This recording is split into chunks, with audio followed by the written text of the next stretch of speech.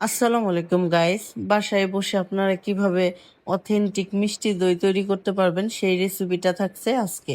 এখানে আমি 2.5 লিটারের মতো দুধ নিয়েছি। দুধটাকে ভালো করে বলক উঠিয়ে এখন 2 কাপ পরিমাণ চিনি দিয়ে দিয়েছি। আপনারা মিষ্টিটা নিজেদের মতো দিয়ে নিতে পারেন। এখন এই চিনিটার সাথে দুধটা ভালো করে অনেকক্ষণ জাল দেব। আপনারা চিনি দিয়ে দুধটাকে ভালো করে নাড়াচাড়া করবেন, তা না হলে চিনিটা নিচে লেগে যেতে পারে। আমি দুধটাকে একদম লো হিটে 1 ঘন্টার উপরে জাল করে নিয়েছি।